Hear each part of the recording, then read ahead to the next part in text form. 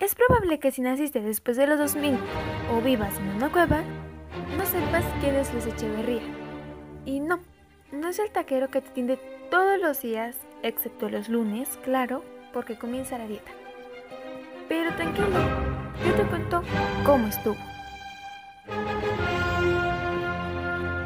Represión, devaluación del peso mexicano, tercermundismo, prohibición del rock, el yo no fui y una fórmula secreta.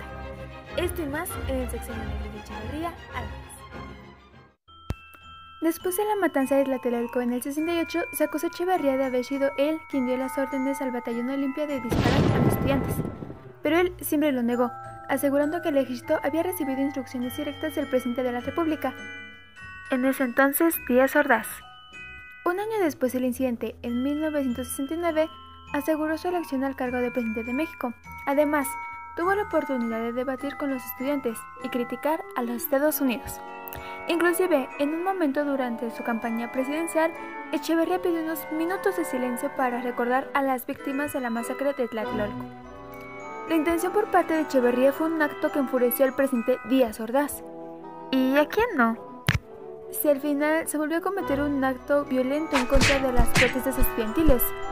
Pero ya me estoy adelantando un poco, así que regresemos al momento en que Echeverría tomó posesión el 1 de diciembre de 1970. Para entonces no volvió a cruzar palabras con Díaz Ordaz, el cual expresaría más tarde su arrepentimiento por haberle heredado su puesto. El nuevo presidente deseaba un cambio de rumbo para el país, un retorno a los ideales cardenistas, campesinos y justicieros de la Revolución Mexicana. Al mismo tiempo, buscó incorporar al sistema a los agraviados del 68. Muchos se integraron a su gabinete o a los organismos públicos del Estado y se convirtieron en ideólogos y defensores de su régimen. Pero también muchos rechazaron los privilegios y se unieron a las guerrillas rurales y urbanas. Contra ellos se desató la llamada Guerra Sucia.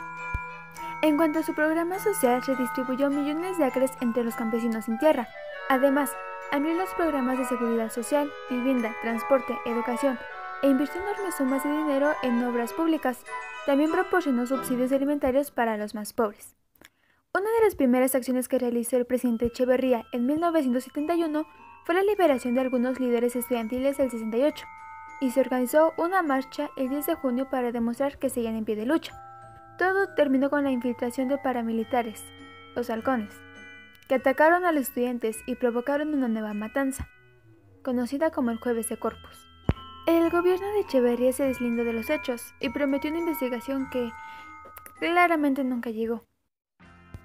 Para este entonces la música también jugaba un papel muy importante, como es el caso del rock mexicano, el cual había pasado por varios reajustes a inicios de los 70. En México existían numerosas bandas que destacaban por su calidad, innovación y en algunos casos por sus mensajes de protesta contra el gobierno. En México estaban haciendo todo un movimiento de una calidad impresionante. En tal sentido, Echeverría emitió una prohibición de todas las formas de música de rock grabada por bandas mexicanas. La prohibición fue conocida como Banderazo, en respuesta del Festival de Rock, que había sido fuertemente criticado por el PRI, a causa de rumores de variable veracidad, como el consumo extendido de drogas, supuestos incidentes violentos y cómo olvidar el famoso caso de la encuerada de Avándaro. Desde 1972 a 1976 ordenó varios sabotajes en contra del periódico Excelsior, dirigido por el periodista Julio Scherer García, el cual realizó críticas en contra del gobierno de Echeverría.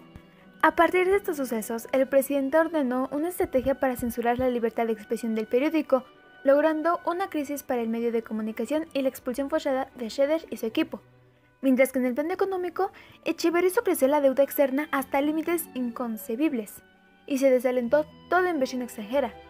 Su propio secretario de Hacienda, Hugo Margain, le dijo: "La deuda interna y la deuda externa tienen un límite y ya llegamos al límite".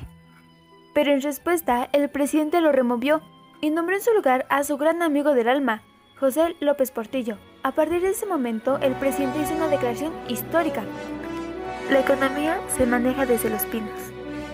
El gobierno perdió prácticamente toda noción del rumbo en el manejo de la economía.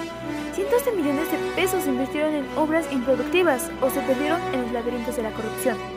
El presidente Echeverría, ansioso de una fuente de ingreso, citó al presidente mexicano de Coca-Cola. Resultaba ser Vicente Fox, con la finalidad de obtener la fórmula de dicho refresco. A ver, ¿qué pasó ahí? Después de varios años de crecimiento económico por parte de los predecesores de Echeverría, su gobierno presentó una severa crisis económica durante los últimos meses de gobierno. La inevitable devaluación se produjo y el peso cayó de 12.50 a 25 pesos por dólar. La deuda externa se había triplicado en 6 años, de 8.000 a 26.000 millones de dólares, y el salario mínimo había caído a la mitad. Mientras tanto, la esposa del presidente, Marister Zuno, trabaja a su manera a favor de los desprotegidos y crea instituciones para beneficio de indígenas y niños abandonados. Incluso llega a participar hombro con hombro al lado de mujeres campesinas en los días de cosecha, acompañada de las esposas de los funcionarios. Para el presidente Echeverría y su esposa, Marister, estar cerca del pueblo era como volver un poco a los tiempos de su admirado general Cárdenas. Hasta inspira compasión, ¿a poco no? Pero luego me acuerdo de las masacres estudiantiles y se me pasa. Como sucesor, Echeverría escogió a su amigo de la juventud, José López Portillo, un hombre con poca experiencia en el campo de la política y la economía.